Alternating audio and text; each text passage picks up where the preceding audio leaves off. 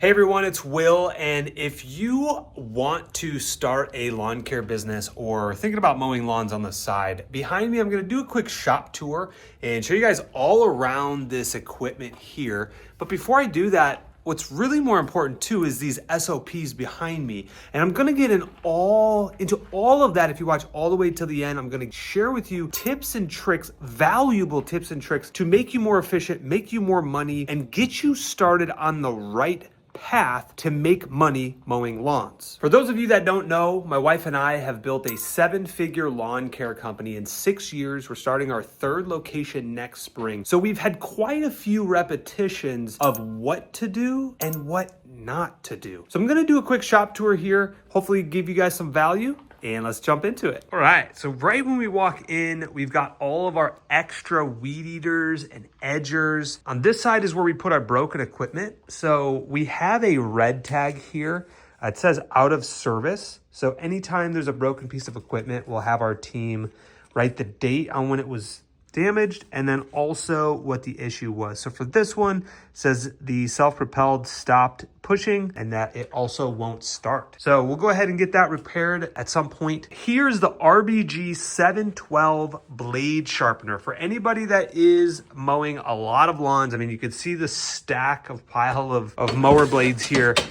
We sharpen our blades and we change them and put a fresh blade on every single morning because we want a perfect fresh cut. This is the grinding wheel. It actually looks like it needs to be replaced here, if you could see. And then a lot of the metal shards get shot back in there. And then you just take this piece off, dump it, and you are good to go. Now, what we used to do back in the day, so we do run the 21-inch Toro push mowers. Why? Because they're absolutely tanks. You can literally hit a rock, a root, and these things don't break. And when you've got a lot of team members, or if it's just yourself getting started, it's a very durable mower. Highly recommend it. So in the beginning, we would flip these over and just use kind of a ratchet strap to actually get the blade off. But now we actually start to use an impact gun, which saves our crews time on that.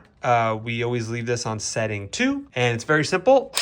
They can just swap it off, kind of like a NASCAR pit stop, and get on their way. So as you can see, there's a couple more other pieces of red tagged equipment that is broken, and that's pretty much how we track things. Now, one of the things that I wanted to share with you guys, if you guys are doing a lot of residential mowing versus commercial, this is a really valuable tip that I learned from one of my team members early on. So normally, if you look at these weed eaters, this guard here, I've seen people take them off, and I'm actually kind of curious for you guys right now.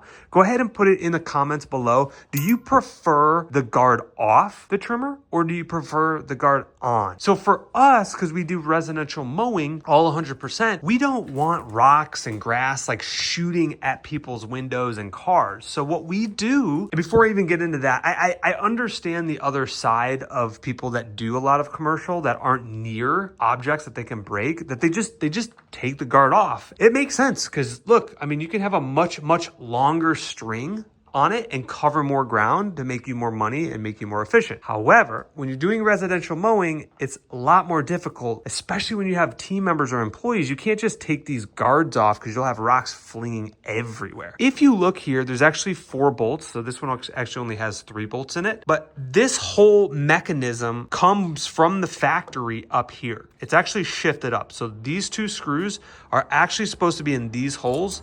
And then this screw and then this one that's missing is supposed to be in this hole and this hole. So what we do anytime we get a brand new weed eater is we take this whole mechanism, we take all 4 screws off, and we shift it down to get you a whole nother inch to 1.5 inches of extra trimmer line. And so this is a good example of what that would look like. So it's got 2 bolts. It comes from factory up here. We shifted it down. As you can see, like this whip is actually pretty long. Like my hand here, I mean, this is a good foot probably of whip. And if you look, when it spins, it's not even hitting the guard yet. That's how we like to structure our weed eaters. And you're able to, now this one is a little loose, this needs to be tightened, but you still keep the guard on and you still get that long length.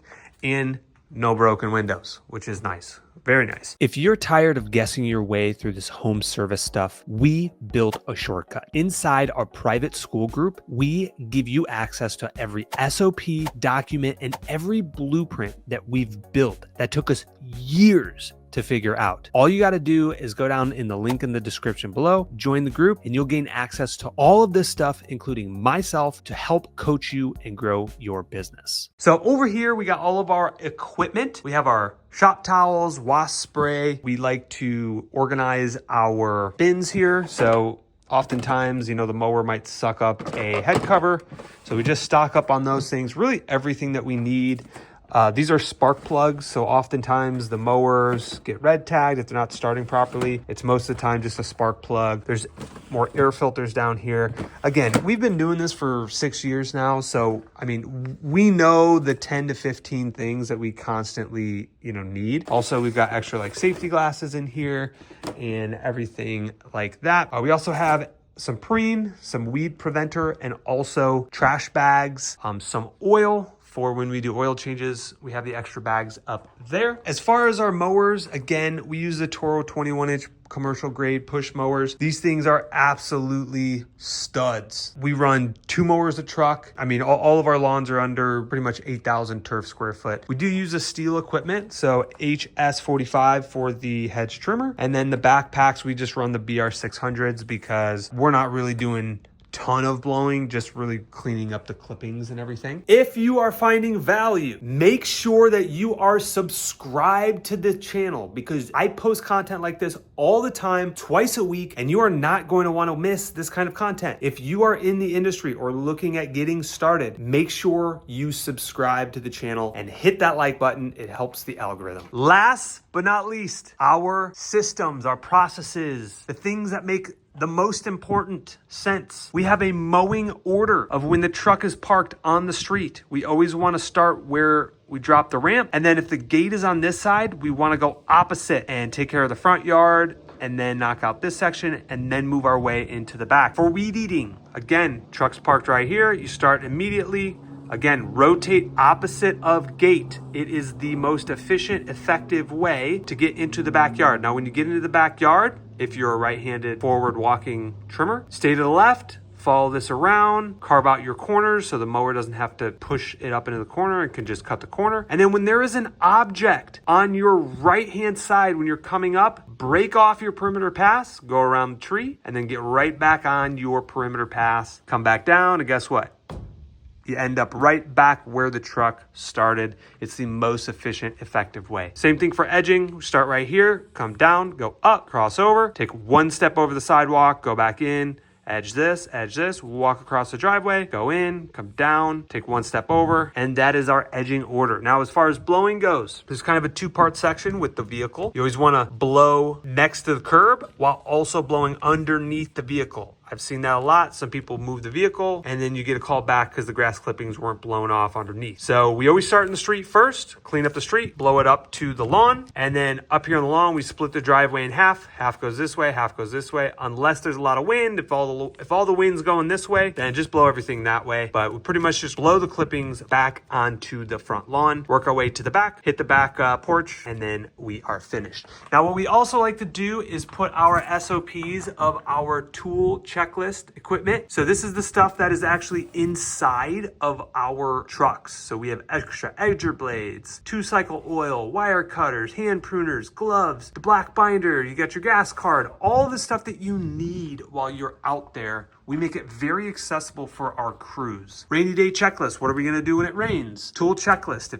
If you're doing a mowing job, this is what you're gonna need. If you're doing a lawn treatment job, this is what you're gonna need. And so everything is here. This is probably one of the most important documents if you have team members or if you plan on acquiring and adding team members down the road. If you're like me, I didn't want to be the one mowing the lawns for the rest of my life. So what did I do? I created a field manager standard operating procedure. What does that mean? Okay, cool. Locked gate. What do we do? Ring the doorbell, call the client, leave a voicemail, add a job note, go on to the next one. Okay, what if there's an open pet in the backyard? What if there's an overgrown yard? What if the customer comes out and says they want to skip? All of these things need to be addressed, right? What I will tell you, looking at the shop and everything, keep things, number one, organized, which I'm sorry about. It is a little messy over here. There's some things that I can also improve here, but just have a system. That's the biggest thing. Obviously, we got our red tags right here. All the crews know, hey, grab a red tag, grab your string, tie it to the handle, and you're good to go. The last thing you want is somebody to come and grab a mower, load up their truck out here, get out on the first property and figure out that the mower doesn't work because somebody didn't red tag it properly. We also have an air compressor if the tires get low,